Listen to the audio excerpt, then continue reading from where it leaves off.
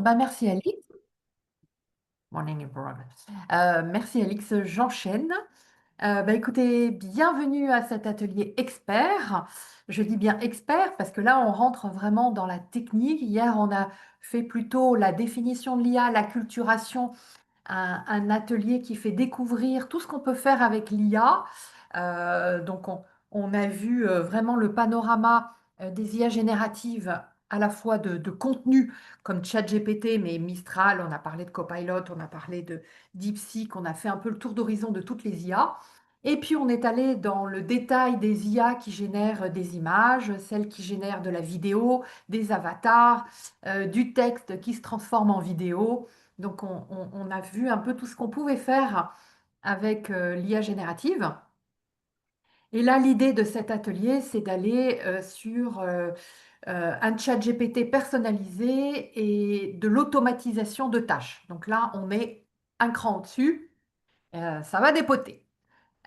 Pour ceux qui ne me connaissent pas, je fais rapidement un petit portrait. Moi, j'ai bossé pendant 20 ans dans des groupes de presse, magazines, Prisma sur les magazines Capital et Management, le groupe RTL, le groupe Marie-Claire sur les magazines de cuisine et vin de France, la revue du vin de France et en transversalité.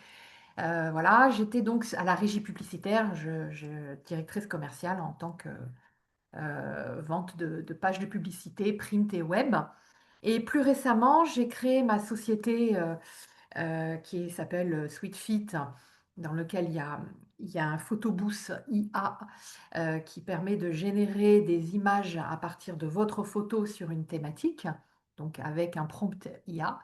Et puis j'ai également Sweet Digital, qui est une agence média, marketing digital, dans lequel je propose du référencement naturel pour les sites internet, de la publicité sur les réseaux sociaux et sur Google pour remonter en termes de visibilité.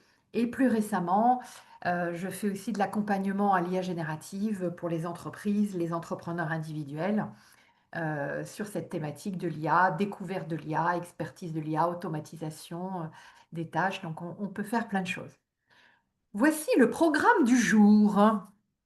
Alors, en un, nous allons faire un peu le tour des fonctionnalités de ChatGPT en particulier parce que euh, j'ai choisi de vous parler de ChatGPT plus particulièrement aujourd'hui parce que c'est le premier sorti, c'est celui qui a le plus de fonctionnalités, c'est celui qui est le plus abouti. Comme c'est du LLM, on a appris hier que il a appris de tous et il a un contenu qui est plus abouti que le contenu de tous les autres LLM à date d'aujourd'hui, puisqu'on a quasiment 400 millions d'utilisateurs hebdomadaires à ChatGPT, ce qui contribue évidemment à le rendre plus pertinent chaque jour.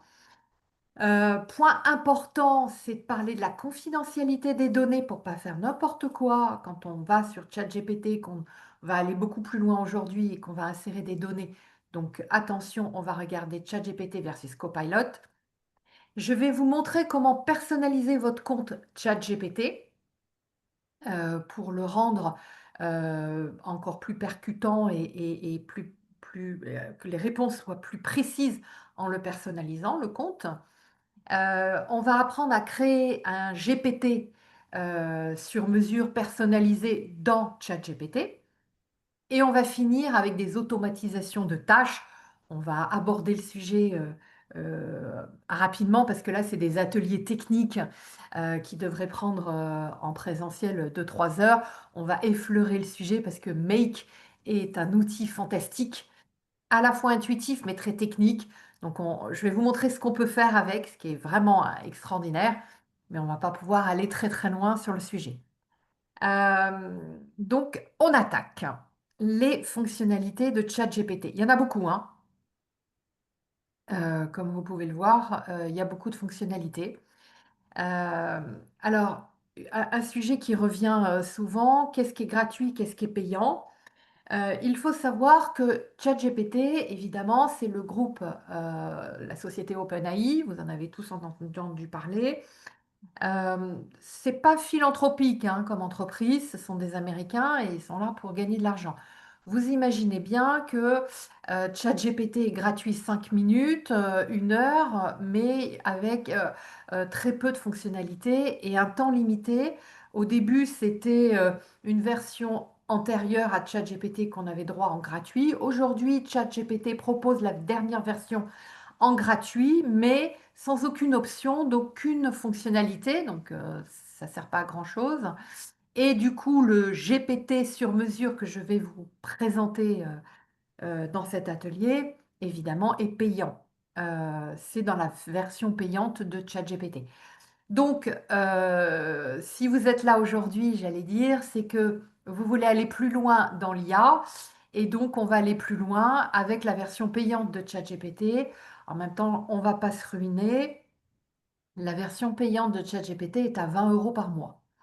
Donc, vu le temps qu'il vous fait gagner, c'est absolument extraordinaire. Donc, on va dire que 20 euros, c'est assez anecdotique. Et je peux vous dire que c'est carrément pas cher. Je travaille moi aujourd'hui avec des outils très spécifiques pour le référencement SEO de sites internet. C'est des outils métiers.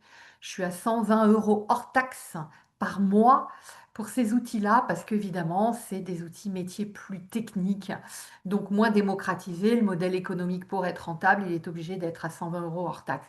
Donc c'est vrai que le fait que ChatGPT soit très grand public, on arrive à obtenir des coûts absolument géniaux à 20 euros par mois. Donc voilà. Je vais vous parler de certaines de ces fonctionnalités. Alors, une fonctionnalité que j'aime bien, qui est l'appli mobile. Donc, je vous invite à la télécharger sur votre téléphone. C'est compatible sur Android et sur les iPhones. Vous le téléchargez, l'application. Petit warning, évidemment, par rapport à la version que vous avez sur votre PC ou votre Mac. Bien évidemment, faites attention de vous inscrire avec la même adresse mail et le mot de passe pour que l'application du téléphone et l'application de l'ordinateur communiquent ensemble. Et c'est tout l'intérêt, c'est pour ça que je vous en parle aujourd'hui. C'est pour vous montrer qu'on peut faire communiquer les deux. Et quand on est en nomade dans la rue, on peut faire plein de choses avec son GPT dans son téléphone et revenir au bureau, allumer son ordi, se, se mettre sur cette version de ChatGPT ordinateur et qui a récupéré toutes les données du téléphone. Donc ça, c'est vraiment chouette. Ce qui est sympa dans la version mobile, c'est le petit micro qui apparaît. Alors, vous voyez ma petite souris ici. Vous avez la fonction micro. Quand vous appuyez sur la fonction micro, vous pouvez parler dans ChatGPT. Alors vous me dites, ouais, je me suis jamais servi de ma fonction Siri dans l'iPhone ou dans la fonction écrire un message SMS ou autre, parce que vous n'y avez jamais vu un grand intérêt à part que ça tape en parlant et en même temps il y a beaucoup d'erreurs et c'est pas très abouti. Là, ce que je vous raconte là, c'est cette fonction vocale de ChatGPT est une version évidemment ultra aboutie. Donc il n'y a absolument aucune erreur de retranscription. Et l'avantage, c'est que évidemment on va beaucoup plus vite en parlant qu'en tapant. Donc vous pouvez lui demander toutes les tâches que vous voulez avec cette fonction micro et vous retrouvez tout le texte connecté à l'ordinateur. Ça, c'est aussi très intéressant. Euh, il y a un autre mode vocal qui est celui qui est ici. Vous voyez le rond noir avec des petites barres blanches verticales. Ça, j'appelle ça le mode vocal avancé. Ce mode vocal avancé est une option de la version payante. Donc, si vous n'avez pas la version payante, vous ne la verrez pas. Et si vous l'avez, bah, vous allez pouvoir appuyer sur ce bouton-là, qui est une dinguerie totale. Et là, vous avez ChatGPT qui passe, lui, en mode vocal. Donc, du coup, vous rentrez dans un mode conversationnel avec l'IA. Truc de dingue. Et on va pouvoir à la fois poser une question, et il y a une telle fluidité dans l'échange que vous allez avoir une réponse instantanée avec une voix qui n'est pas du tout une voix de robot, mais qui est une voix aussi fluide que celle avec laquelle j'échange.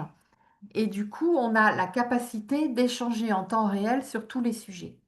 Et le truc qui va encore beaucoup plus loin, quand on fait le mode vocal avancé, vous pouvez lui parler en français et lui dire de traduire en temps réel en chinois ou en russe ou vous avez compris, en allemand, en anglais, etc.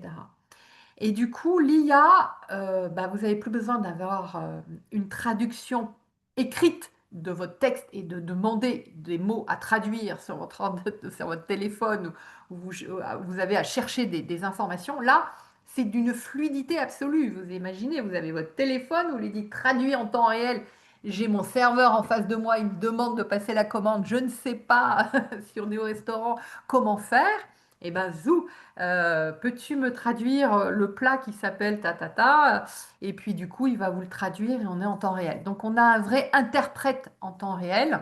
Donc là, c'est pour faire un échange, on imagine, de traduction, mais on peut lui poser des questions. Donc, j'ai déjà fait des expériences avec mes clients. J'avais un service marketing que je formais dans une entreprise et le service marketing brainstorm assez régulièrement dans les équipes sur différents sujets. Et donc là, l'idée, c'est de faire rentrer l'IA dans ce brainstorming collectif en posant la problématique qu'on pose sur la table. L'IA écoute toutes les personnes sans interrompre les différentes personnes.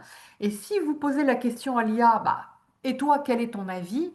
L'IA prend la main et vous répond avec une fluidité de réponse extraordinaire pour intervenir dans votre conversation et trouver des bonnes idées et relancer le débat. Vous pouvez réellement brainstormer, trouver des idées, échanger avec ce mode vocal avancé. Vous l'avez compris, cette fonctionnalité est très importante selon votre activité, mais en tout cas, pour ce qui est du brainstorming ou de la traduction, qui sont deux applications cas d'usage que j'ai eu l'occasion de tester à de nombreuses reprises, sont très très efficaces. Je vais vous raconter une autre fonctionnalité que vous avez dans ChatGPT qui s'appelle le mode Canvas.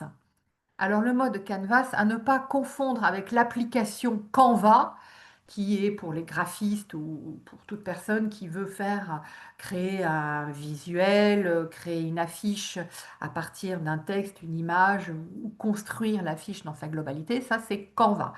Là, le mode Canvas, je prononce exprès toutes les lettres, pour vous montrer qu'on est dans ChatGPT. Je vais aller sur notre ami ChatGPT. Hop. Et là, je vais faire nouveau chat. Et là, alors, vous avez des outils, créer une image, rechercher sur le web, écrire ou lancer une recherche approfondie. Bon, il y a une semaine, nous avions le mode Canvas qui était ici, qui apparaissait de manière automatique. Il paraît qu'aujourd'hui, ça n'existe plus. Il suffit juste de demander à l'IA de se mettre en mode Canva et il va pouvoir, alors je vais lui dire, mets-toi en mode Canvas. Voilà. Et donc, voilà à quoi sert le mode Canva. Donc, là, il s'est mis en mode Canva, c'est-à-dire qu'il ouvre une fenêtre. C'est bon, il est activé, très bien. Donc, ce que je vous propose avec ce mode Canva, c'est de faire un test. Et pour vous faire découvrir ce que ce mode Canva propose. Donc, on va lui dire, cas pratique, bonjour, je suis un directeur du marketing, on le sait, du secteur agroalimentaire. Je m'intéresse beaucoup à l'intelligence artificielle. J'essaie de comprendre comment l'intégrer dans nos pratiques. Je cherche à échanger avec des personnes. Peux-tu m'aider? Bon, alors, je vais coller ce texte dans le mode Canva, coller, hop, et je valide.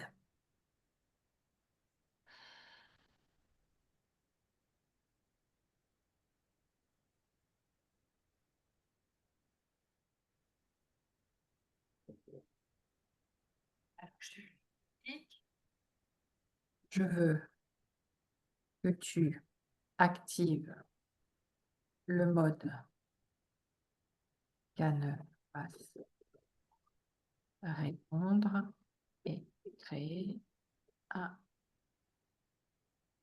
programme sur l'IA. Tac. Et donc, vous voyez, c'était plus simple d'avoir ce mode Canva directement accessible dans les outils. Bon, ChatGPT nous l'a supprimé, c'est pas très grave, il suffit de lui demander, il réactive. Mais pour moi, je trouve que c'est vraiment intéressant ce mode Canva parce que, euh, alors, hop, vous allez voir le document ici. Ah, c'est pénible. Voilà, il est là. Je clique dessus, le programme est là et il n'apparaît pas. Pourquoi il n'apparaît pas? Répondre plutôt dans le chat. Donc,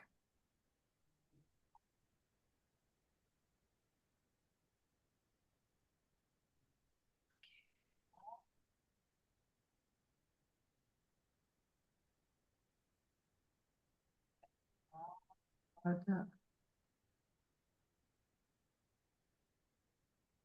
Canvas activé.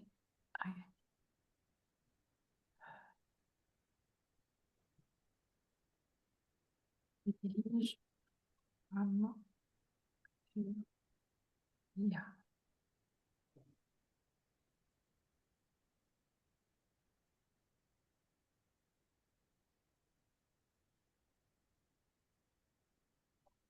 Ah, bon, c'est bien, il n'est pas très docile aujourd'hui. Je veux faire une div.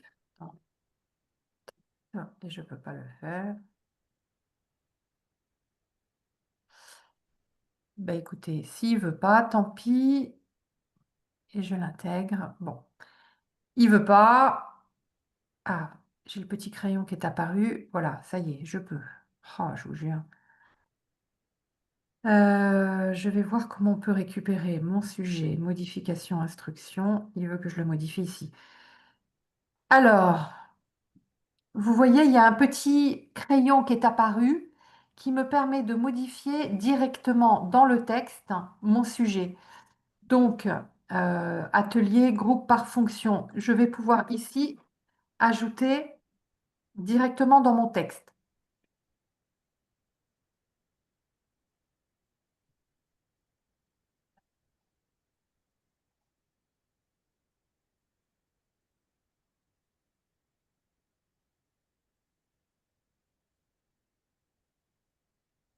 N'y arrive pas. On laisse tomber. Je reviens sur ma présentation PowerPoint pour ne pas perdre de temps. En fait, donc ce mode Canva, normalement, quand il vous propose un texte, vous avez ce petit stylo qui permet de retourner à l'intérieur du texte et de faire les modifications directement dans le texte. Alors qu'auparavant, le texte qui arrive dans ChatGPT ici, il arrive dans le dur.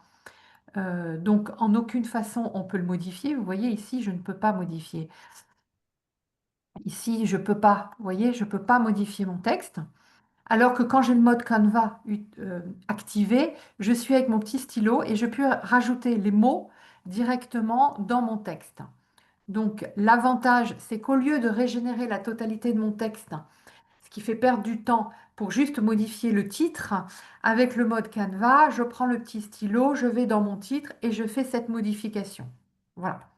Je vous inviterai à le tester quand il sera OK pour le tester. On laisse tomber pour le moment. Il est pas OK pour le tester. Euh, le mode projet. Le mode projet est accessible également uniquement dans la version payante de ChatGPT. Pour ceux qui l'utilisent beaucoup, ChatGPT, ce mode projet a été vraiment une vraie révolution.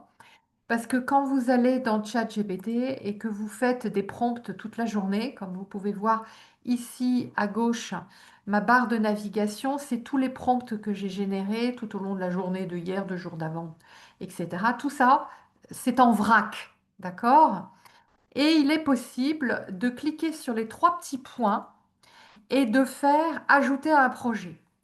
Et donc, vous avez la possibilité d'avoir dans cette barre de navigation à gauche, nouveau projet. Vous cliquez, vous donnez le nom du projet. En fait, quoi?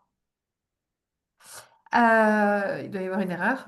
Euh, vous donnez le nom du projet. Donc, si je donne le nom du projet test, je crée ce projet qui s'appelle test.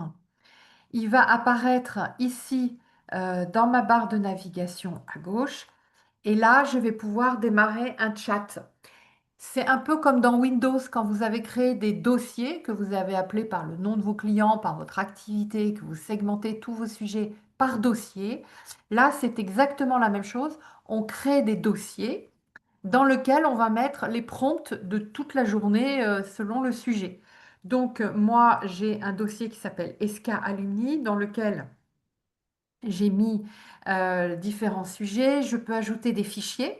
Donc, il va sur votre ordinateur en local chercher des sujets. Vous pouvez lui donner des instructions pour personnaliser tous les prompts et pas avoir à reprompter de manière systématique dans ce mode projet. Donc, vous l'avez compris, évidemment, tous les prompts que vous avez que vous avez fait récemment, vous pouvez faire ajouter au projet qui s'appelle ESCA, Carole, formation, SweetFit, nouveau, bug, dossier IMO, etc., etc.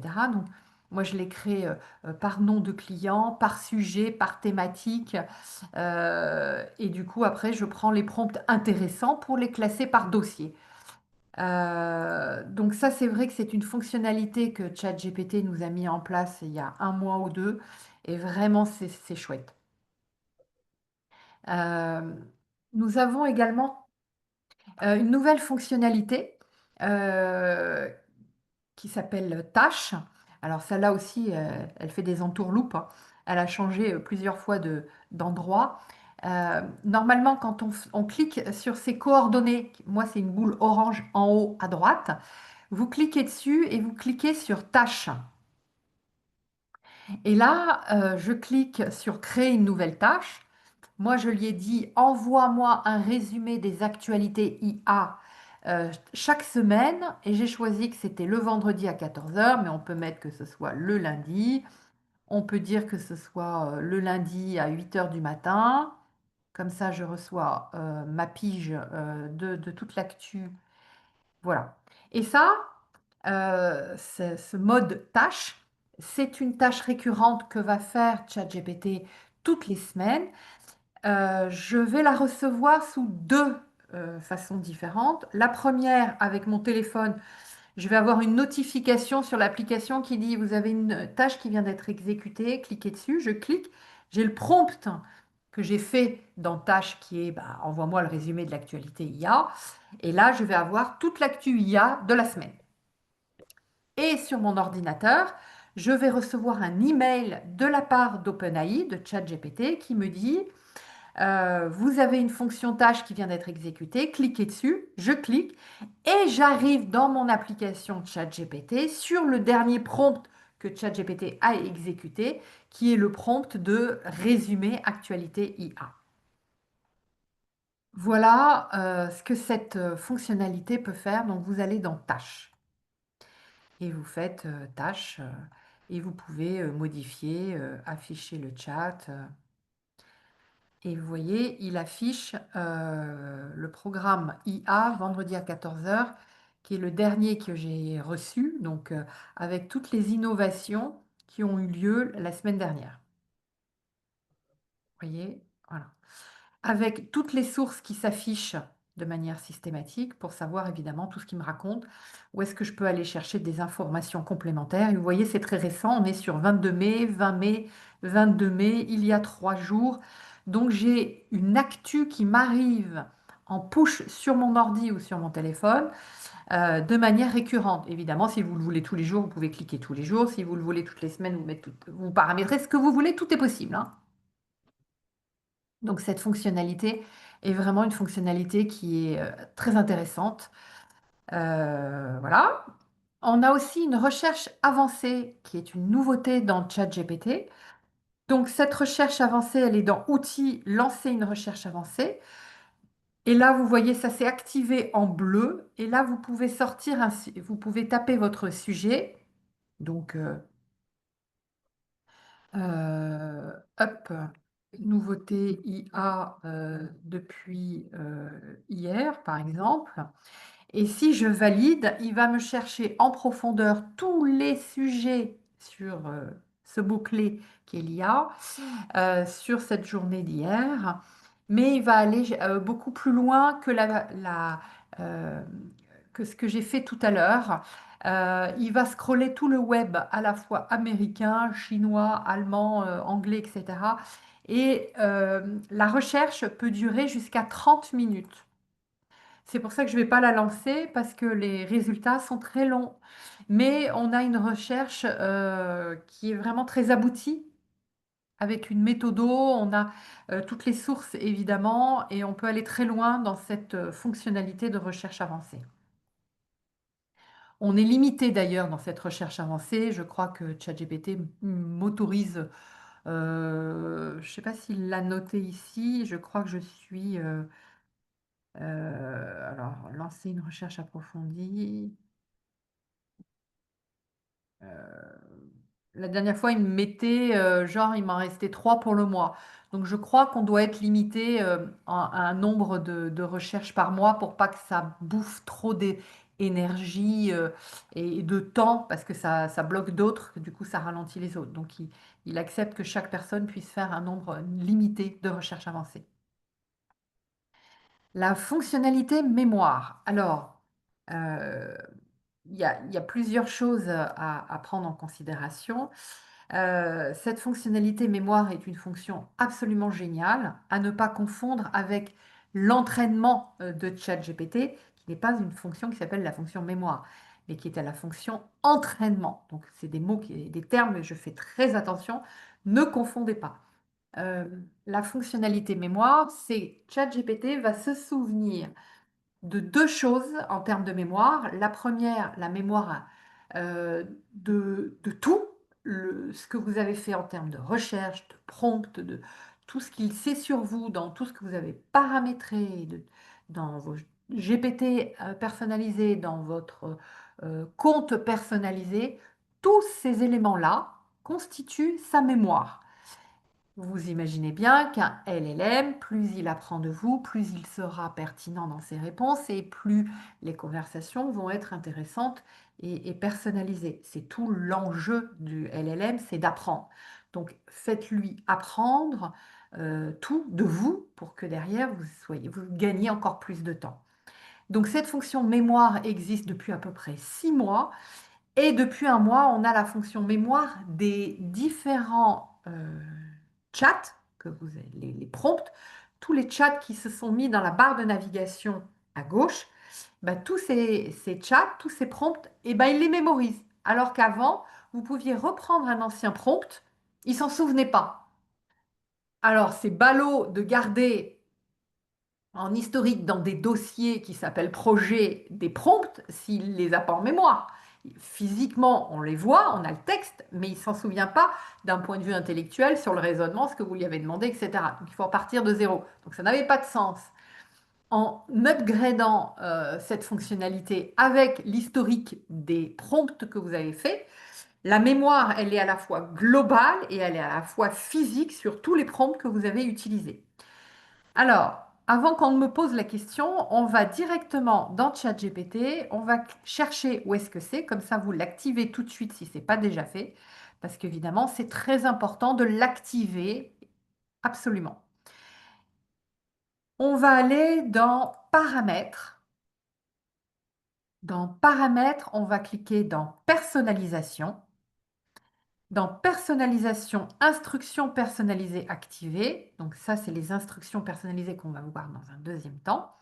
Et la mémoire, ici, vous voyez, elle est activée, donc elle fait référence aux éléments mémorisés de tout ce que j'ai demandé à ChatGPT, et elle fait référence à l'historique des chats, donc tous les prompts que vous avez fait dans la barre de navigation à gauche, il s'en souvient. Donc vous avez la main sur ce que vous voulez qu'il garde en mémoire. L'avantage sur les éléments mémorisés, vous avez la main dessus. Vous pouvez vérifier tout ce qu'il a gardé en mémoire. Donc vous voyez, moi, il a beaucoup de choses en mémoire. Voilà, je lui ai dit le titre de ma formation, gagner 2 heures par jour grâce à l'IA. Florence ne souhaite pas utiliser le mot jargon. Florence organise un atelier en présentiel, alors il a gardé en mémoire. Euh, voilà, donc vous avez tout et vous avez la petite poubelle qui vous permet de supprimer ce que vous ne voulez pas qu'il garde en mémoire pour faire un peu le nettoyage de cette mémoire en temps réel. Donc vraiment, cette mémoire est top. OK? Pendant qu'on est ici, gestion des données. On est toujours dans paramètres et j'ai cliqué sur gestion des données.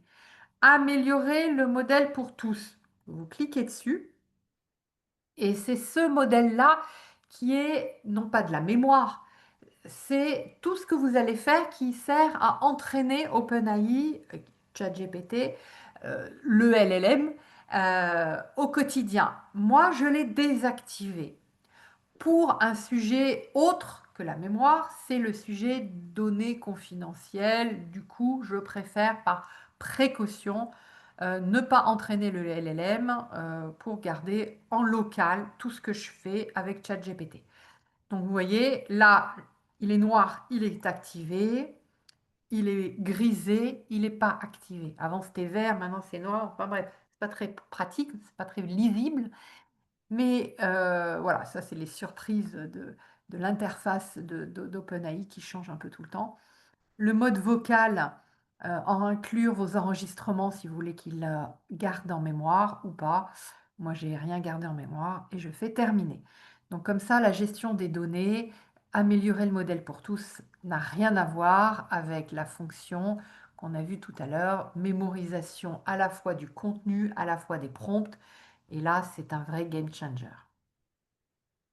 Je reviens sur ce qu'on peut faire également. Voilà. Alors, il y a une autre fonctionnalité très intéressante. Vous allez me dire, tiens, bizarre, bof. Je vous explique. C'est le mode vision de ChatGPT. Ce mode vision de ChatGPT, hop, ce mode vision de ChatGPT, vous l'avez comme tout à l'heure. Vous avez vu le micro et puis il y avait le mode vocal avancé. Vous cliquez sur ce mode vocal avancé, évidemment en version payante. Dans ce mode vocal avancé, vous arrivez dans Vision de ChatGPT. Vous avez l'iconographie d'une vidéo. Vous cliquez sur cette vidéo et là, il passe en mode caméra avec votre téléphone et vous lui présentez devant cette caméra n'importe quel objet. Et voilà ce qu'il est capable de faire.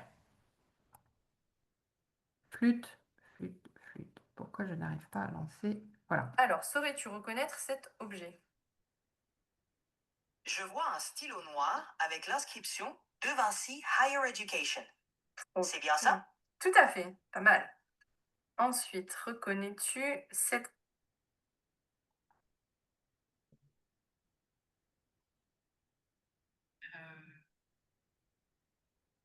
J'ai l'impression que ça a coupé. objet? Je vois une petite goule brillante et colorée. Est-ce une sorte de bille? La musique pendant une promenade. Avec une petite anecdote ou Alors, vous avez vu, il est capable de reconnaître tous les objets qu'on lui présente. Créer une vidéo, justement le scénario d'une vidéo avec la découverte de tous ces objets. je peux t'aider à créer un petit scénario. On pourrait faire une vidéo où chaque objet est présenté avec une petite anecdote ou un usage particulier. Tu veux essayer? J'aimerais bien. On va faire ça avec un seul objet, celui-ci.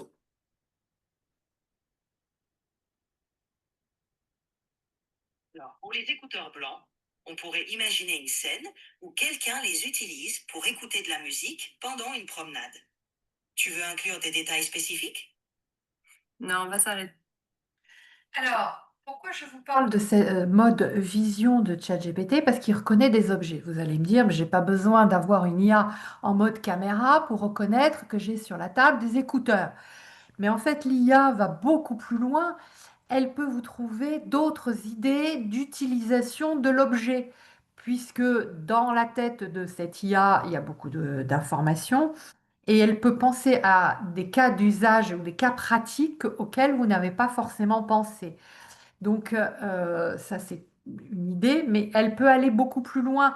Vous avez vu avec les écouteurs, elle est capable de vous donner un scénario de vidéo, mais elle est capable de vous dire quand a été inventé le premier écouteur pour un vol en avion à une date spécifique.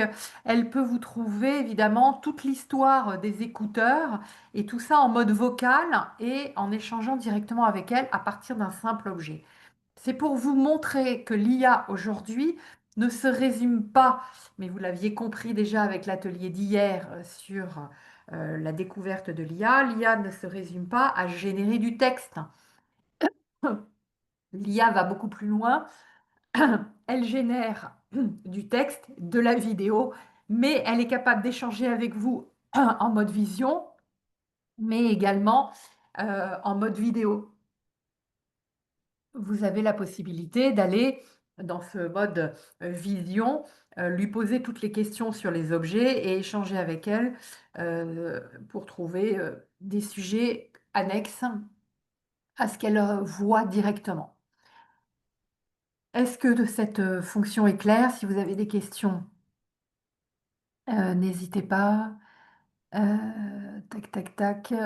Non, je vois bien les slides de mon côté, tout va bien. Je n'ai pas de partage d'écran, est-ce normal? Bah non. On a tous le partage d'écran. Est-ce accessible sur l'appli? Uniquement sur l'application de l'ordinateur, du téléphone, quand vous êtes en mode payant, bien évidemment. Quand vous êtes sur l'application, vous avez ce rond noir en bas à droite avec les petits traits de manière verticaux qui vous permettent de cliquer dessus pour aller dans le mode brainstorming de tout à l'heure, le mode vocal dans lequel on échange. Et il y a le dessin d'une vidéo. Et quand vous activez le mode vidéo, c'est votre caméra de votre téléphone qui se met en route pour voir les différents objets et vous échanger de manière naturelle avec l'IA. Voilà. L'impact environnemental est neutre pour ça, vraiment, zéro. Rien à voir avec la génération d'une vidéo avec Sora, qu'on regardera évidemment tout à l'heure. Pour ce qui est de la consommation d'énergie, quand on crée une image, on consomme un peu de data. Quand on est en mode vocal avancé, vous échangez avec l'IA juste avec de la voix et vous échangez avec votre téléphone le mode caméra. C'est pas consommateur d'énergie. Ensuite, nous allons regarder la confidentialité des données. Je vous recommande, si vous travaillez dans une entreprise, d'aller sur la version de ChatGPT Entreprise, qui est évidemment beaucoup plus chère que 20 euros par mois, de souscrire également ou bien l'API d'OpenAI, de l'installer sur vos serveurs en local, ou bien de créer votre propre IA en interne. Euh, OpenAI a créé cette version entreprise pour nous rassurer sur le fait que toutes les données partent pas sur les serveurs américains, mais sont hébergées sur des serveurs en Europe, qu'ils sont RGPD compatibles et qu'ils font en sorte qu'il y a un chiffrement des données. Et voilà, donc ils essayent de nous rassurer sur la sécurité et la conformité des données. Mon avis perso, c'est que c'est bien, mais pas suffisant, et ça dépend de la taille de votre entreprise. Si vous êtes entrepreneur individuel, évidemment, cette fonctionnalité entreprise est mieux que celle de la fonction basique. Euh, mais au niveau d'un entrepreneur ou d'un freelance ou d'une petite structure, c'est pas très grave la partie conformité des données parce qu'on peut faire attention d'anonymiser toutes les données et faire attention de ne pas mettre des sujets sensibles. Quand on est une entreprise de type PME ou plus grosse entreprise, évidemment, ChatGPT Entreprise est le minimum syndical qu'on puisse souscrire, mais le mieux est encore d'aller installer une IA en local ou d'aller installer une API. Copilot de Microsoft. Aujourd'hui, comme tout le monde a Microsoft, tout le monde a évidemment tendance à se dire, ah ben j'ai beaucoup plus confiance en Copilot de Microsoft. C'est vrai qu'on a confiance, on a déjà tous la suite Office installée sur nos ordis. Donc on se dit, bah, avec l'IA intégrée, bah, forcément que j'ai confiance. Sauf que Microsoft reste une boîte américaine, qu'elle fait comme OpenAI, elle entraîne ses données avec vos prompts, donc on peut aussi voir pour désactiver cette solution-là. Et Microsoft utilise l'infrastructure Azure, reconnue pour ses hauts standards de sécurité, ce qui est très bien. Nous rassure sur le fait que dans le mode entreprise de Copilot, on est sur un environnement isolé, non entraîné pour les données de l'IA. Voilà.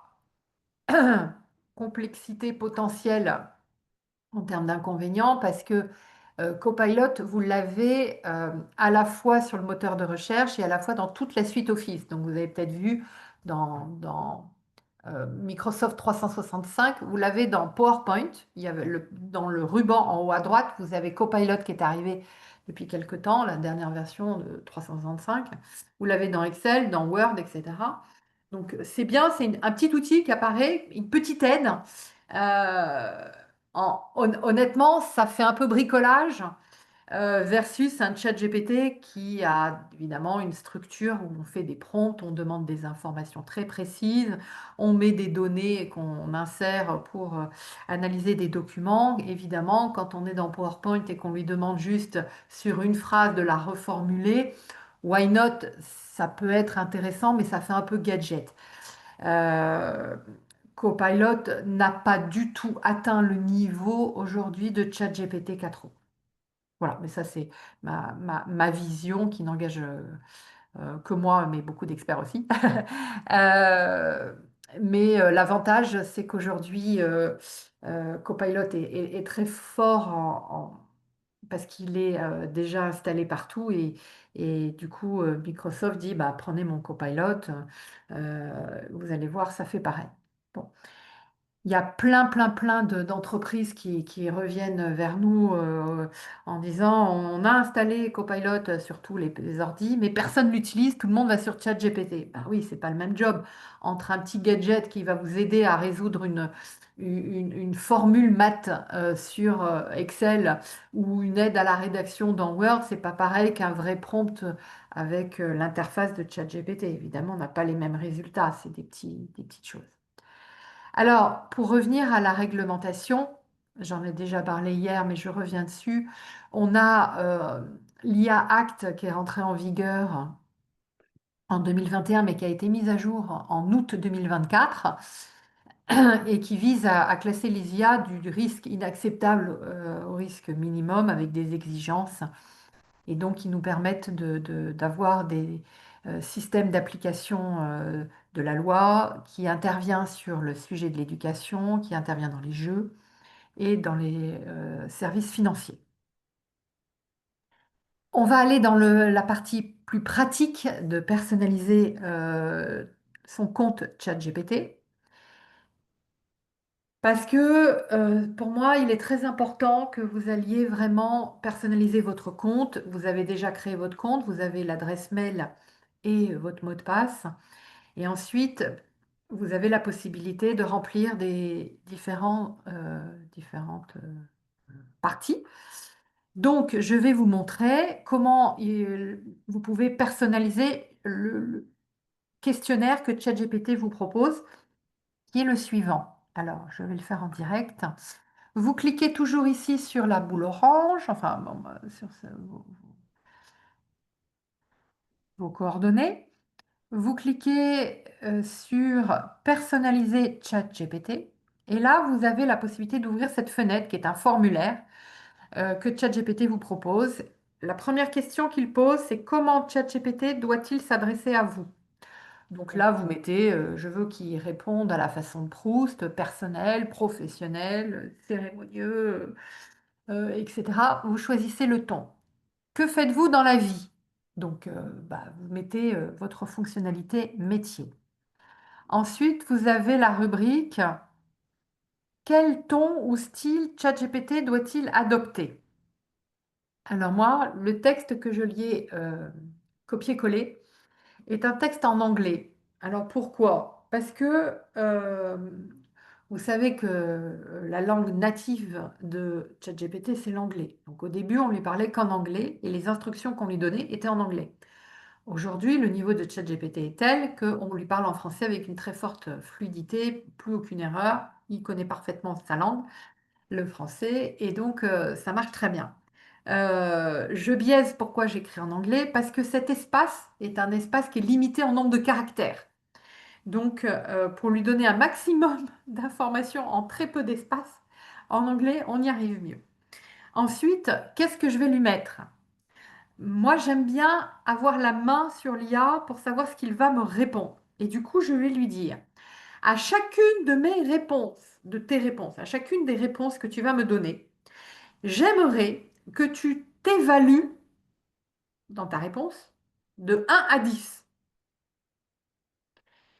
Et également, que tu me donnes donc ton indice de confiance de ta réponse et que tu m'expliques pas à pas le mode de raisonnement que tu as eu pour me répondre ce que tu vas me répondre. D'accord? Du coup, à chaque fois que je lui pose une question, il commence toujours en répondant indice de confiance 8 sur 10. J'ai pensé que ce sujet pouvait t'intéresser parce que ça, alors je propose ça en première partie, en deuxième partie, et après il me répond. Mais il m'explique son raisonnement.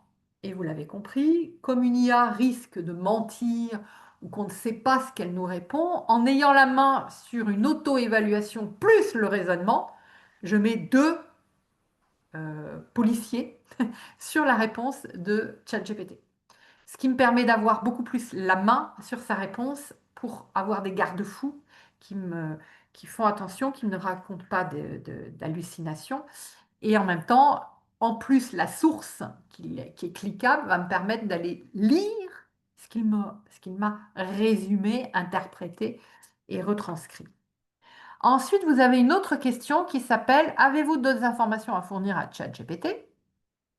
Donc là, vous pouvez lui dire, moi, en plus de la formation à l'IA, je fais du référencement naturel, je fais de l'animation de réseaux sociaux, je propose, voilà. Ouais, Et, et vous avez tous les éléments là-dedans. on a plus. Non, mais arrête pas. Ah, il y a un micro perturbateur. Xavier, est-ce que vous pourriez couper votre micro? Super. Donc, on revient sur la présentation. Est-ce que c'est bien clair pour tout le monde, cette partie de répondre dans le questionnaire de ChatGPT pour personnaliser tout ça? On enchaîne et maintenant on passe à la création d'un chatbot personnalisé dans ChatGPT. Alors, qu'est-ce que c'est qu'un GPT? Dans ChatGPT, vous avez un truc qui s'appelle GPT Store, accessible pour tous. Dans le GPT Store, il y a plein d'applications par métier, par thématique, par technicité. Ça va très très loin. Il y a aujourd'hui des milliers et des milliers de GPT qui ont été créés par des entreprises, par des entrepreneurs individuels, par des freelances, par n'importe qui. Tout le monde peut créer son GPT et le mettre en mode public. Et du coup, on peut y accéder et avoir la possibilité de voir un peu.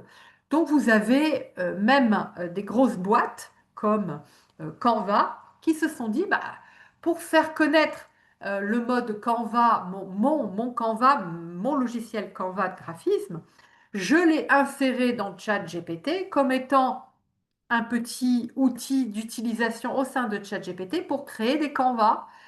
Et après, pour aller plus loin, on est obligé d'aller sur le logiciel. Mais c'est un moyen de faire aussi sa publicité. Vous avez un autre qui s'appelle Humaniseur Pro, vous avez Grimoire, vous avez SEO, vous avez... Bon, voilà. Chacun a une fonctionnalité. Celui qui s'appelle Diagramme, vous lui donnez votre feuille PowerPoint et il vous la transforme en un diagramme lisible, compréhensible de tous, comme une infographie qu'il transforme rapidement. Donc c'est assez sympa. Celui qui s'appelle SEO, c'est un expert SEO, comme moi par exemple, qui a mis publiquement un GPT dans lequel il a fait un prompt très abouti dans lequel il demande à ce qu'à chaque fois qu'on pose un sujet, le sujet soit traité avec la- le plan spécifique que l'on demande en SEO, à savoir un titre, une métadescription, un paragraphe 1, 2, 3, 4, une structure SEO reconnue par Google comme étant avec les mots-clés pertinentes pour référencer un site Internet. Et bien, il y a une entreprise qui l'a fait ce prompt et qui l'a entraîné avec des pièces jointes qui lui a expliqué quelle était la méthodologie pour créer ce type de document et qui l'a après entraîné en front en plus de lui donner les instructions, plus tous les gens qui l'utilisent l'entraînent, le principe du LLM, et ben il apprend et il devient de plus en plus compétent. Je vais tout de suite vous montrer, pas frustrer qui que ce soit, vous montrer comment on fait. Alors, nous allons, il n'y a pas de question, la méthode recherche. La méthode recherche avancée est-elle accessible sur l'application en payant? Oui. Peut-on transmettre un doc GPT et lui demander de l'adapter? Oui. Euh, un point doc, je ne sais pas ce que c'est un point doc, mais je suppose que c'est un document à GPT en version, attention, il faut toujours que ce soit un PDF. Et on peut insérer un fichier en mode PDF à l'intérieur de ChatGPT. Alors, vous voyez ma barre de navigation à gauche et vous avez ici 4 carrés avec le mot GPT. Vous cliquez dessus et vous arrivez dans le GPT Store dans lequel vous avez les 4 plus gros, c'est ceux qui ont été ils apparaissent en haut, un peu comme dans Google, c'est ceux qui sont le plus utilisés. Ensuite, vous avez donc les plus populaires classés en 1, ceux qui sont en trending, ceux qui sont créés par ChatGPT. Et après, vous les avez classés par thématique. Donc, là-dedans, vous avez tous les GPT qui vous aident à rédiger, voire plus, hop, parce qu'il n'y en a pas que 6, je vous rassure, il y en a des millions. Voire plus, c'est à l'infini, hein. Voilà. Et donc, vous avez ceux qui vous servent dans le mode de l'éducation, ceux qui sont dans le secteur du lifestyle, ceux qui sont dans la productivité, etc. Et puis, il y en a qui ne sont pas classés dans ces thématiques-là, qu'il suffit juste de taper dans la barre de recherche, si vous avez le nom du GPT, du copain qui l'a créé, et vous pouvez y avoir accès. D'accord? Donc, tous ces GPT ont une fonctionnalité très spécifique selon le sujet et vous aident. Si vous voulez, on prend celui de Canva. Il est dans le top 10. Il y a 16 millions de conversations qui ont été faites avec. Et il vous explique le mode d'emploi. Vous avez une note qui a été donnée, euh, un peu comme une évaluation Google, un avis Google. On lui met la note si c'est bien ou si c'est pas bien, etc., etc. Et après, vous démarrez le chat. Si vous voulez, aujourd'hui, on va aller dans le rond noir en haut à droite qui s'appelle Plus et qui propose de créer son propre GPT. Je clique sur Plus. Cette fonctionnalité, évidemment, est dans la fonctionnalité payante de ChatGPT, bien évidemment. Donc là, on a la possibilité de commencer à remplir un formulaire pour configurer son propre GPT. Je vais vous expliquer d'abord comment et qu'est-ce qu'on doit remplir dans tous ces formulaires. Parce qu'à la fois, ça a l'air très intuitif et très simple, et en même temps, si on lui donne que la moitié des infos, on passe à côté de quelque chose. Euh, alors, euh, très important, lui donner un socle de connaissances de base. vous avez compris que le LLM, il apprend parce que vous lui donnez des informations. Donc, donnez-lui en pièce jointe, euh, en PDF, toujours en format PDF, des documents, des exemples. Après, vous allez lui donner un prompt, une ligne directrice, des instructions. Et puis, vous allez lui dire surtout, bah, fais attention, ne donne pas la réponse à la question avant d'avoir évalué la personne en face. Attention, il y a des limites sur tel et tel sujet. Et c'est en l'entraînant que vous allez apprendre à trouver les cas limites que vous devez mettre en barrière, en garde-fou sur votre GPT. Alors, euh, n'hésitez pas à lui donner, par exemple, un glossaire des termes compliqués ou un dico des termes que vous allez lui donner. Expliquez-lui bien précisément les différentes étapes que vous souhaitez qu'il fasse. Parce que si vous oubliez des étapes, évidemment, c'est un peu comme quand on fait du codage ou quand on va créer un site internet. Si on oublie une étape, bah, ça va pas fonctionner. Donc, très important, il faut être extrêmement rigoureux quand on crée son GPT. Il faut le faire avec des étapes, des séquences et suivre bien les différentes séquences. Euh, donc le scénario est à réfléchir en amont. Il y en a qui me disent, oui, je voudrais faire un GPT, mais je ne sais pas quoi. Bah, voilà. On ne fait pas un GPT pour faire un GPT. On fait un GPT parce qu'on a une vraie surcharge de travail sur un sujet dans lequel on va réfléchir, on va le décortiquer et on va essayer de trouver quels sont les scénarios possibles qu'on peut donner à ChatGPT pour qu'il produise un résultat et qu'il soit ce résultat récurrent et qu'il puisse être automatisé. Donc, c'est pas simple à évaluer, à construire pour une utilisation après qui fait vraiment gagner du temps et qui peut être vraiment extraordinaire, mais il faut vraiment avoir réfléchi au scénario que l'on va utiliser. Donc, on est sur fournir des exemples, utiliser des cas, inclure des erreurs courantes et présenter des scénarios hypothétiques. C'est pas obligatoire, mais je le recommande fortement de donner un maximum d'éléments pour avoir les instructions les plus précises possibles.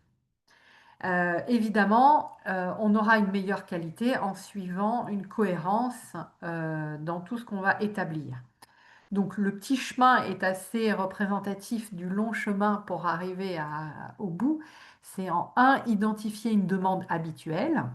En deux, ben, on va configurer le GPT sur un scénario et évidemment mettre en œuvre des protocoles d'urgence.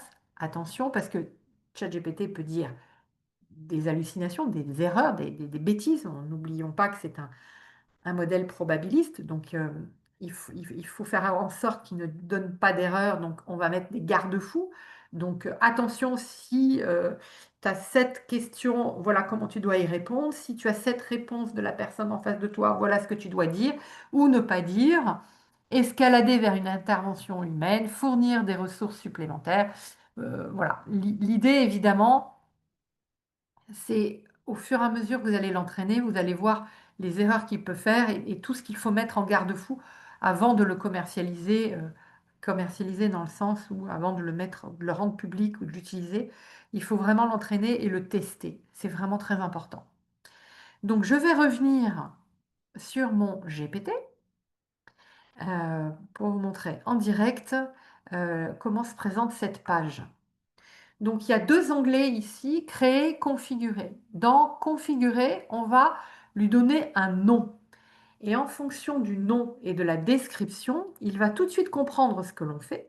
Parce qu'ici, il va créer un petit dessin, un petit visuel, un petit picto avec son IA intégré qui tient compte de la description. Donc, imaginons, on va faire recette de cuisine.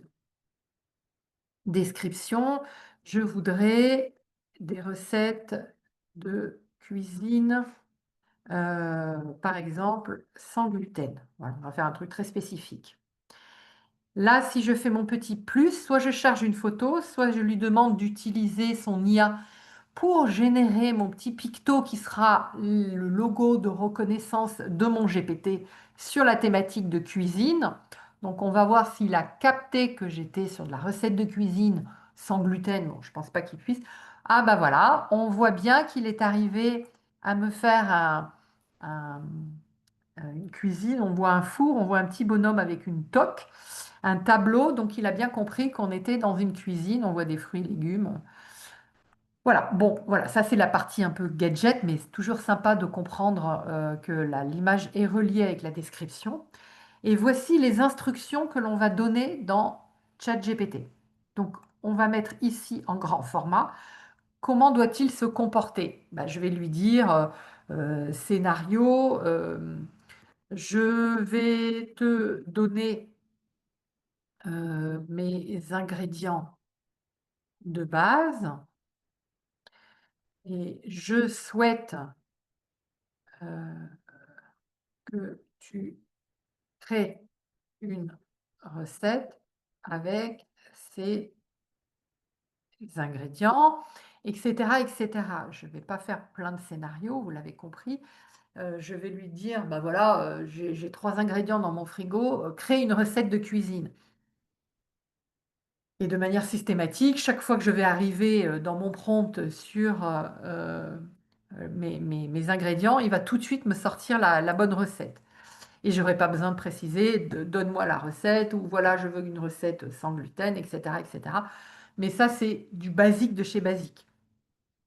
Mais évidemment, on peut lui donner des millions de scénarios, des choses plus complexes. Amorce de conversation, ben moi, ça va être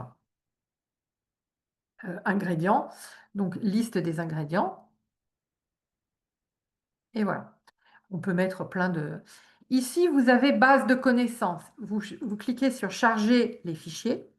Et là, vous pouvez, alors si on prend le cas de la recette de cuisine sans gluten, vous pouvez lui fournir un bouquin que vous avez en PDF, il en existe plein sur Internet, qui vous donne des recettes sans gluten. Et vous lui direz, va chercher, vous voyez, ici dans mes instructions, on peut lui dire, inspire-toi des recettes fournies dans le livre sans gluten que je t'ai fourni en pièce jointe. Pas besoin de préciser, il a compris. Inspire-toi des recettes fournies dans le livre sans gluten. Donc là, je vais charger mon livre de recettes sans gluten. Et du coup, il ne va pas inventer des recettes, il va les caler sur ce que je lui ai déjà donné en termes de recettes. Mais je ne lui ai pas dit si je voulais des recettes salées, sucrées, etc., etc. Donc c'est plus compliqué pour lui. Donc en fonction de mes ingrédients, on voit bien qu'il va devoir aller trifouiller dans le bouquin, aller extraire que celles qui correspondent à mes ingrédients, plus celles qui correspondent à ma thématique, salée, sucrée, entrée, plat ou dessert. Etc., etc. On valide, on clique sur créer. Et là, vous avez trois solutions. Soit vous le publiez dans le GPT Store, auquel cas, worldwide, il y aura accès. Donc, la recette de cuisine créée par Florence.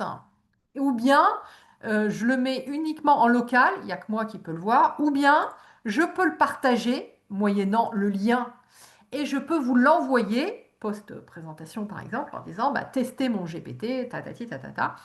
Euh, voilà ce que c'est d'utiliser un lien. Donc là, on va le mettre en local sur mon ordi.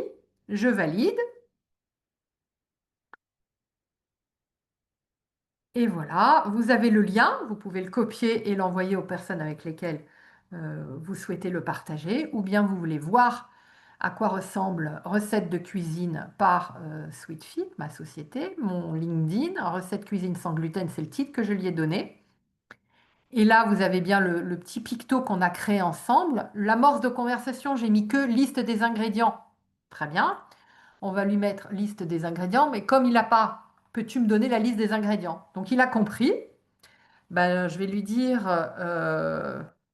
pâte feuilletée. Merde, hein, je me suis gourée, j'ai mis un S et machin. Je reprends. J'ai des lardons, virgule, une pâte et j'ai de la crème fraîche. Hop. Merci. Avec tes ingrédients, je te propose une recette de tarte fine au lardon façon sans gluten. Pâte feuilletée sans gluten. Il a bien compris que j'étais sur des recettes sans gluten, alors que mon prompt, il est basique. Je lui ai donné que 3 ingrédients. Il me donne les ingrédients et il me donne les éléments. Et voici, souhaite une version végétarienne, etc. Mais comme il n'avait pas mon bouquin, on ne peut pas aller vérifier qu'il est bien allé chercher une recette que je lui avais donnée en pièce jointe. Mais vous avez compris, il y a la possibilité euh, d'aller chercher les éléments dans la pièce jointe. Je vais vous partager un GPT que j'ai créé pour une cliente qui est nutritionniste. C'est un cas qui est facile à expliquer. Je vais aller vite. Le temps passe. Marie nutritionniste. Vous imaginez une nutritionniste, elle fait un rendez-vous avec un patient qui arrive avec plein de problématiques. Je mange trop de sucre, je fais du diabète, je voudrais suivre un régime sans sucre. Voilà mes problématiques, voilà mes analyses, etc. Donc, ce qu'elle voudrait faire suite à cette première consultation, c'est générer automatiquement un compte-rendu de cette première consultation pour lui faire toutes les recommandations en fonction de sa problématique et lui proposer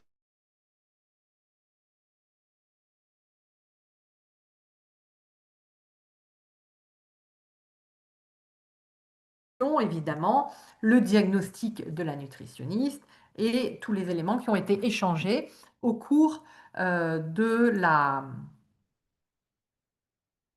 ont été échangés au cours de la première consultation. Et donc, dans ce GPT, je vais vous montrer comment on fait modifier le GPT. On a appris ici, je l'agrandis, je lui ai dit, je suis nutritionniste, je reçois des patients qui rencontrent des problèmes de poids et de santé. Je veux que tu rédiges un compte-rendu de la séance. Je vais te donner les notes prises au cours de la séance. Et donc, elle explique que dans la séance, elle va de manière systématique à chaque compte-rendu donner le poids, la taille, l'âge, l'IMC, l'évolution du poids. Elle va remplir les données évoquées pendant le rendez-vous. Elle va résumer les problématiques, détailler les bilans, l'alimentation, l'hydratation, rédiger, élaborer, proposer, paf, paf, paf, je vais vite, mais voilà. Amorce de conversation, ben, on le comprend, c'est génère le compte-rendu à partir de mes notes, crée un résumé structuré du rendez-vous. Et vous voyez en base de connaissances, on a mis des exemples des premiers rendez-vous qu'elle a eus avec plein de clients, enfin on appelle ça des patients, pour apprendre à ChatGPT comment elle a pris ses notes et comment elle a rédigé ses premiers comptes rendus pour qu'il puisse s'inspirer de ses comptes rendus et de ses notes pour générer les prochains. Voilà. Et dans la partie créer, ici, on entraîne le LLM sur cette problématique. Voici mes notes, donc je copie-colle ou j'insère mon PDF avec mes notes de ma consultation 1 et je vais lui dire, tu as bien compris les instructions, crée ce compte-rendu avec euh, la to-do list et le programme de nutrition, d'accompagnement pour mon patient.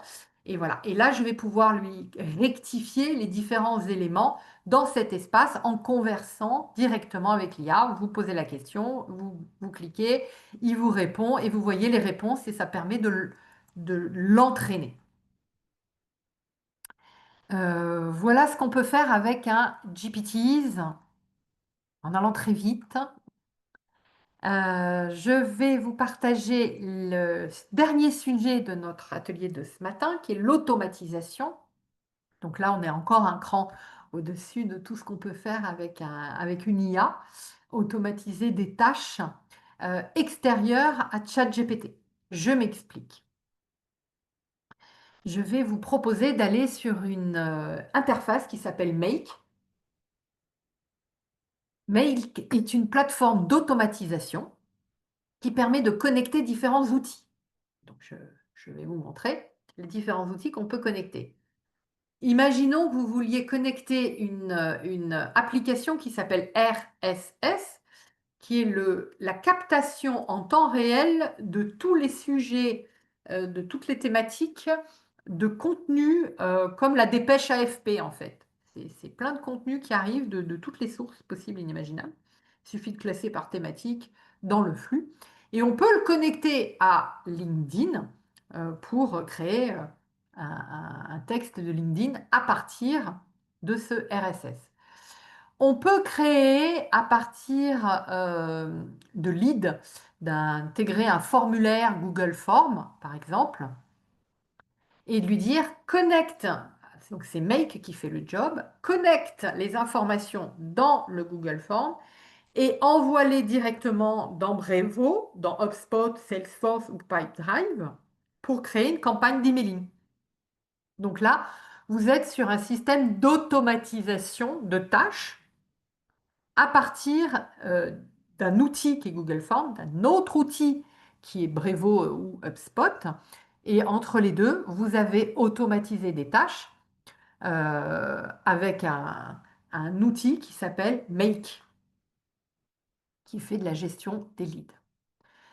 On peut faire également Make connecté à ChatGPT pour lui demander à ChatGPT de faire une interface entre le RSS et le LinkedIn. Et voilà. Donc, je m'explique. Tout à l'heure, on avait dit, on fait de la veille d'articles. Donc, c'est une veille très complète et j'utilise le RSS.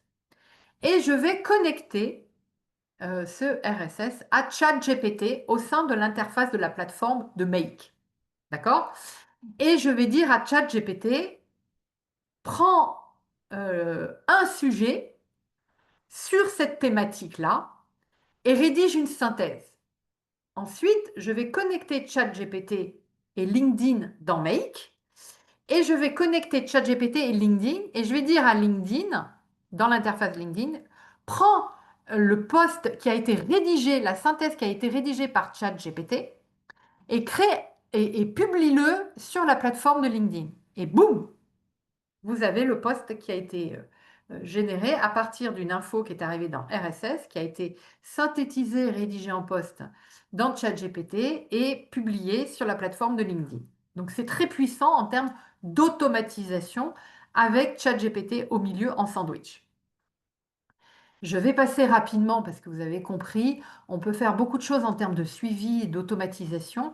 Une campagne de marketing, on peut la connecter avec Google Ads et envoyer toutes les statistiques euh, connectées entre Google Ads, un tableau et mon email pour me dire attention, toutes les perfs que tu as perçues dans Google Ads sont arrivées dans un tableau Excel dans lequel j'ai la vision de toutes mes campagnes et qui m'arrive sous la forme d'un email avec, voilà, la campagne de ton client se passe bien, la campagne numéro 2, il y a un petit sujet, il faut que tu ailles vérifier, la campagne numéro 3, etc., etc.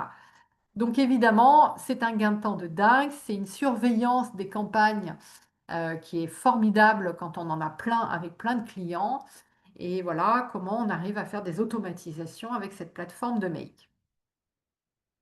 Voilà comment ça se passe. Je vais faire un cas pratique pour vous montrer comment connecter le RSS avec ChatGPT et envoyer la page, non pas dans LinkedIn, parce que je trouve ça un peu dangereux. Je préfère avoir la main avant de publier quelque chose. Et je vais l'envoyer dans Notion. Notion est un outil qui est un document comme un Word, hein, tout bête, dans lequel je vais lui demander, ChatGPT, de mettre le résultat dans Notion sous la forme d'une page. Et après, je vais pouvoir le lire et voir ce que j'en fais. Et ce que j'en fais, c'est je créerai ou pas un post sur LinkedIn et je connecterai la plateforme et après avoir supervisé ce qui aura été fait. Alors, je vous propose d'aller rapidement, parce qu'il nous reste 10 minutes, d'aller dans Make. Nous voilà dans l'interface de Make. Dans Make. Save changing. Oups, j'étais en train de faire un truc. Donc, vous voyez l'adresse de Make, c'est make.com. Vous avez les templates que je vous ai montrés tout à l'heure qui sont déjà des idées de ce que vous pouvez faire en termes de connexion de produits entre eux. Donc, vous voyez, selon les logos, ils vous proposent de connecter Facebook à Google Sheet. Il vous propose de connecter un Gmail avec un Gmail avec un Google. Enfin voilà, c'est à l'infini toutes les possibilités que vous pouvez faire. Quand vous avez le logo de ChatGPT, il vous propose de partir d'un webhook vers ChatGPT et d'envoyer le résultat dans un Google Sheet. Bon, donc moi je vais partir du scénario que j'ai créé qui s'appelle le scénario qui va récupérer les données RSS, donc la veille, qui va ensuite, en connectant le compte OpenAI ChatGPT, résumer, traduire en français. Donc quand je clique ici, dans RSS, vous avez l'URL que j'ai utilisée pour connecter Make à RSS. Quand je clique sur ChatGPT, vous avez mon compte Société Sweetfeed connecté à mon compte OpenAI. J'ai demandé qu'on soit sur le modèle GPT 4.1. J'ai cliqué sur un rôle d'assistant de ChatGPT et je lui ai dit, voici l'article RSS. C'est comme un prompt, hein. Le titre, tu vas aller le chercher dans le RSS. Vous voyez, il clignote à gauche. C'est des balises dynamiques. Donc je lui ai dit, tu prends le titre de l'article, tu vas me mettre le lien, tu vas me mettre le résumé, tu vas me mettre une description. Petite chose complémentaire, je voudrais que tu traduises le texte en français parce qu'il y a beaucoup de sujets américains. euh, donc je voudrais que tu le traduises en français, ça me fera encore gagner du temps. Et ta mission est de résumer l'article que tu es allé chercher dans le RSS en 10 phrases claires. Je veux que tu précises le sujet, l'intérêt, un call to action, et tu peux me faire une petite conclue avec un résumé en quelques lignes. Donc voilà. Et Notion, ben, j'ai connecté mon compte Notion et je lui ai dit de le connecter à un document qui s'appelle document à l'intérieur de Notion et tu mets tout ton résultat là-dedans. Donc, je vous montre le résultat. Ici, j'ai un document dans Notion. Dans ma rubrique documents, je l'ai appelé automatisation make veille. Et là, je lui ai demandé les 10 articles hier. Et donc là, vous avez l'article d'hier qui est résumé en 10 phrases. Le géant chinois, blablabla, blablabla. Le sujet parle de ça. L'intérêt et mon call to action. Et comme je lui en ai demandé 10 de sujets sur hier, il m'a trouvé un autre sujet sur... bon, ça m'intéresse moyen. J'ai trouvé un autre sujet qui est en 10 phrases. Méta, sur la question des droits d'auteur sur l'intelligence artificielle, opposant les intérêts des grandes entreprises technologiques et ceux des artistes et des créateurs. Ça, c'est un sujet hyper intéressant qui revient souvent sur le droit à la propriété intellectuelle de tout ce qu'on génère dans l'IA. C'est un sujet qui, évidemment, est traité régulièrement par les grosses boîtes pour savoir un peu qu'est-ce qu'on fait, qu'est-ce qu'on peut faire. Aujourd'hui, c'est un peu la zone grise. Tout est libre de droit, de tout ce qu'on crée dans ChatGPT, que ce soit les images, le contenu, la vidéo, nous appartiennent, parce que c'est votre propre prompt qui a généré ce contenu, donc vous en êtes propriétaire. Mais si vous utilisez euh, une création visuelle d'un grand peintre, bah, il y a une propriété intellectuelle qui va s'appliquer et là, vous n'aurez pas forcément le droit de l'utiliser. Donc vous avez vu, on est capable d'automatiser toute cette veille qui va m'arriver dans ce dossier et qui est absolument génial parce que au lieu d'aller me taper, de lire des articles dans plein de sources différentes, dans plein de lieux différents, il m'a synthétisé les articles dans un dossier. Il m'a mis le titre de l'article, il m'a bien mis le lien. Donc si je veux cliquer et aller voir et lire l'article directement parce que celui-ci m'intéresse, parce que Google a sorti une nouvelle vidéo qui s'appelle VO3, euh, qui est vraiment top. Et donc voilà ce que cette nouvelle vidéo propose. Elle génère des clips. Elle peut faire ça. L'arrivée suscite l'enthousiasme. Voilà. Donc lire l'article complet pour comprendre l'impact de la techno. Et il m'incite à aller voir plus en détail. Voilà en gros à quoi correspond. Peut-être que vous voulez voir ce que c'est que du RSS. Je vous montre, vous tapez en fait tout bêtement RSS dans Google et vous arrivez directement sur l'app qui s'appelle RSS.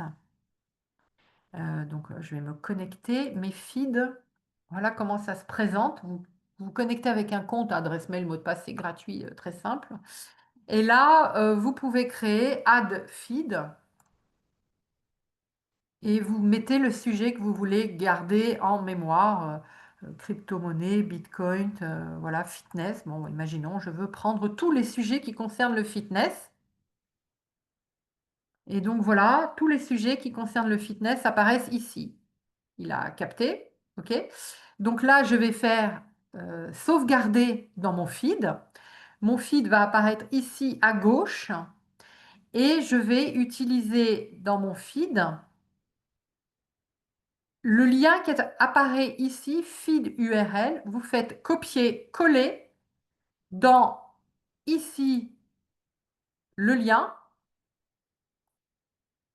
Le lien ici a été collé. Et là, il a bien compris le RSS que j'ai pris mon sujet sur l'IA ou mon sujet sur le fitness que j'ai mis dans mon feed et il va scanner uniquement ce qui est dans cette URL-là, c'est-à-dire mon feed. Ici, quand je clique sur intelligence artificielle, je suis bien sur mon feed et vous voyez, il y en a des tonnes et des tonnes. Donc moi, ce que je lui ai dit, d'abord, ils sont tous en anglais. Donc, même si on parle bien anglais, c'est quand même du temps à tout traduire. J'ai pas un cerveau qui va aussi vite. Donc, je lui ai dit, bah, surtout ChatGPT, bah, d'un, tu vas me faire la synthèse. Vous avez lu mon prompt de tout à l'heure. Et deuxièmement, surtout, tu me traduis tout.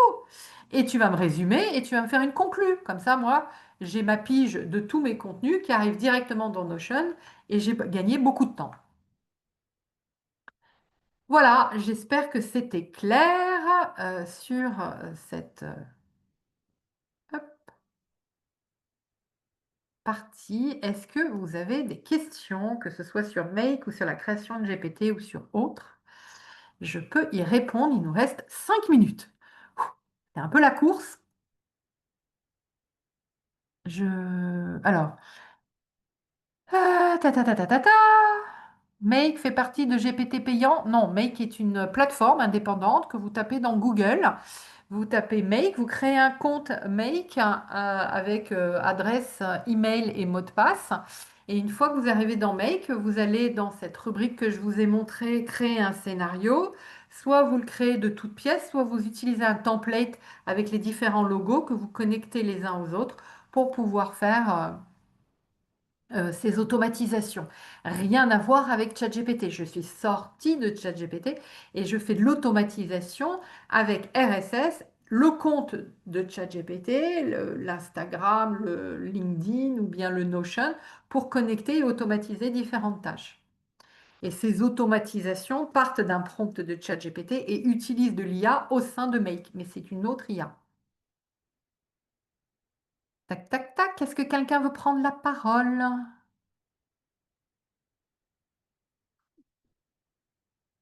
Bonjour Florence. Oui, Dans bonjour ta Delphine. présentation, tu as zappé une slide sur la prise de notes. Est-ce que tu pourrais nous le montrer? Oui, bien sûr. En fait, je vais vous montrer tout de suite, hein, prise de notes. C'est pas que je... Prise de notes. Hop, là, voilà. Alors, en effet, c'est intéressant. Euh, Si vous écrivez à la main sur votre cahier, plein de choses sur votre petit cahier, sachez que ChatGPT est capable de lire votre écriture. Il peut y avoir des erreurs, comme de toute façon on n'écrit pas tous de la même façon et tous très bien, donc il peut comprendre ou pas. Mais j'ai fait l'exercice, il arrive à peu près à comprendre 90% de mes notes. Mais évidemment, je gagne beaucoup de temps. Quand je prends plein de notes, je fais la photo, je vais dans mon téléphone, je fais insérer photo de mon iPhone et je lui dis convertis ce texte mal écrit, transcris-moi ce texte et il va vous retaper tout votre texte écrit à la main, il va vous le taper. Donc ça, c'est une idée. La deuxième idée, c'est que vous avez pris en photo euh, une image qui contient du texte. Et ben, ChatGPT est capable de convertir cette image et de la transformer en texte parce qu'il lira tout ce texte qui apparaît sous forme d'image. Alors, c'est une image d'un brouillon ou un texte comme vous le scannez et pouvez lui demander de le retranscrire, ce que ne fait pas le scan. Le scan, il reproduit à l'identique votre document. Là, ChatGPT, il ne le reproduit pas. Il le tape et il le transforme en texte. Et comme c'est compatible entre le téléphone et le PC, d'où l'intérêt d'avoir téléchargé l'application et connecté avec le même compte sur le PC, vous récupérez toutes les données que vous avez tapées et mises dans le téléphone directement sur l'ordi. Est-ce que c'est clair? Très clair, merci beaucoup. Top. L'œil de lynx. Bonjour. Est-ce que si on donne un contrat qui est sous forme de PDF à ChatGPT, est-ce qu'il peut le transcrire et faire des modifications en changeant par exemple le nom d'un client dans ce contrat? Alors, C'est de la bureautique, hein? non, allez, on va répondre simplement non, sans y passer quatre plombes, non. En fait, ChatGPT, il prend un document que vous lui insérez en mode PDF dans ChatGPT. Vous pouvez lui demander de résumer, le document. Vous pouvez lui demander de le réécrire. Vous pouvez lui demander de prendre trois paragraphes essentiels. Vous pouvez lui poser des questions sur ce document. Vous pouvez lui demander de le synthétiser. Enfin, vous pouvez faire tout ce que vous voulez avec le contenu, mais il ne fait pas de bureautique. Il gère le contenu. Il va le synthétiser, le modifier, le résumer. Vous pouvez lui poser des questions et c'est absolument génial.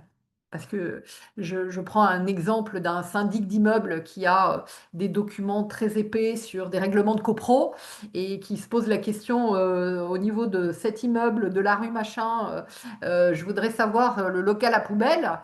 Vous insérez le document, il n'y a pas besoin de se taper les 50 pages. ChatGPT trouve l'article sur le local à poubelle, boum, et ChatGPT va vous sortir directement toute sa connaissance sur le local à poubelle de cet appartement, de cet immeuble-là, dans le document que vous lui avez donné. De même que tous les avocats s'en servent, on a un truc génial à faire avec parce que tous les articles que vous avez dans des documents, vous pouvez lui dire ressors-moi l'article 14, boum, et il vous décrit tout ce qu'il y a dans l'article 14, ou je sais plus ce que j'ai écrit, peux-tu m'aider à retrouver cette information? Avec le mot-clé, il va dans l'article, il vous le trouve et il vous l'extrait.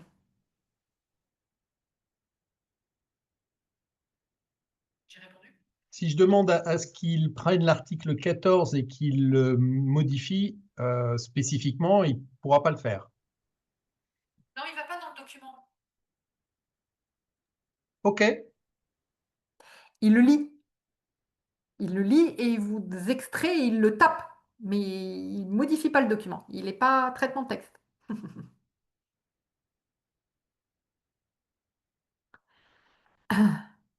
Plus de questions? Non, plus de questions.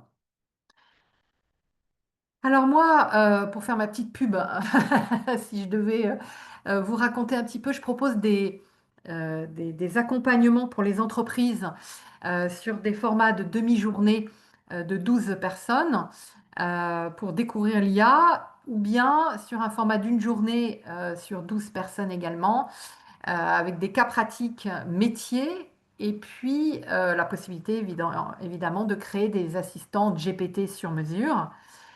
Je fais également une offre pour les entrepreneurs individuels, en collectif toujours, sur un format de demi-journée, sur un collectif de 10 personnes et sur une journée, sur un collectif de 2-3 personnes pour pouvoir faire vraiment de la pratique et apprendre à utiliser l'IA sur des cas d'usage très spécifiques. Et si vous voulez créer votre propre assistant IA sur mesure, comme a fait la nutritionniste, le coach ou autre, on travaille en amont sur le diagnostic, la collecte du contenu, on crée ensemble le GPT, on l'entraîne. Je vous forme à créer votre GPT et également à l'entraîner. Et je vous livre un GPT que vous avez sur votre serveur en local, dans votre GPT à vous, pas sur mon ordi. Et c'est vous qui avez la main pour le modifier, l'entraîner après. Et vous avez la main dessus. Donc c'est très très important. Donc voilà. Voici mes coordonnées. Si vous voulez me contacter, j'ai également un LinkedIn où je communique pas mal. Et si vous voulez que je vous fasse un devis ou que je réponde à vos questions, j'assure le service après-vente pour SK Alumni. Ok, merci. Super, merci beaucoup, Merci Florence. Merci beaucoup. Bon après-midi. Merci Au beaucoup. revoir. Merci d'avoir participé. Merci, merci, à bientôt. À bientôt. Merci Florence. Merci Alix. À bientôt.